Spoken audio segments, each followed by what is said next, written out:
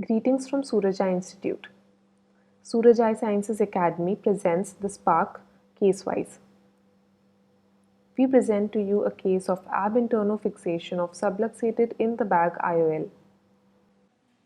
Davison was the first to report spontaneous subluxation of in the bag intraocular lens as a result of capsular contraction syndrome.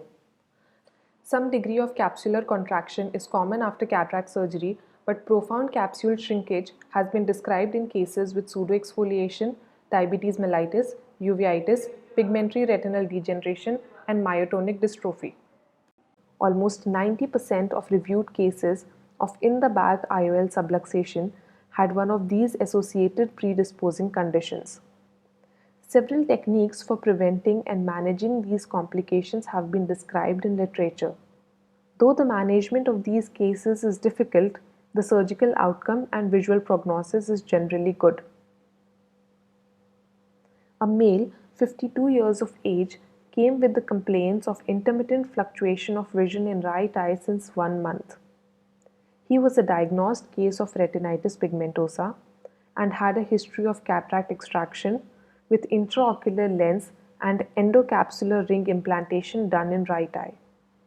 On examination, his best corrected visual acuity in right eye was 624 N12 and in left eye was 618 N36.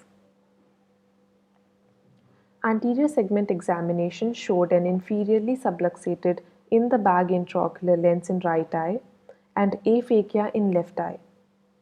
Fundus examination of both eyes showed optic disc pallor, arteriolar attenuation, and bony specules in mid-periphery, which was suggestive of retinitis pigmentosa. Patient underwent ab interno fixation of in the bag intraocular lens with the help of 2 endocapsular segments. 2 corneal scleral pockets were made at 3 and 9 o'clock position.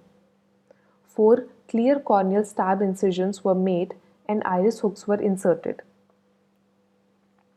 Capsular bag was fixed with the iris hooks temporarily. 2 capsular segments were inserted at 3 and 9 o'clock. The capsular segments were engaged by railroading technique. Fixation of the capsular segments under the corneoscleral pockets was done. The suture ends were cut and embedded under the pockets. The post-operative unaided visual acuity was 612 in right eye with well-centered and stable intraocular lens. Discussion.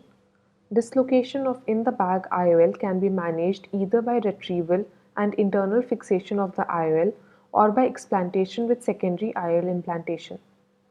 In this case, we did ab interno fixation of in the bag IOL with the help of 2 endocapsular segments and were able to achieve satisfactory visual outcome and IOL stability. The advantages of repositioning and ab interno fixation of IOL is that it is a relatively safe and effective technique and causes minimal vitreous disturbance. It can be accomplished without a large limbal incision, reducing the chances of post-surgical astigmatism, endophthalmitis, and also the intraocular complications, especially damage to corneal endothelium. Though explantation of in the bag IOL with secondary IOL implantation is less challenging approach, it can lead to above complications, especially increased chances of vitreous disturbance and possible subsequent risk of retinal detachment. Thank you.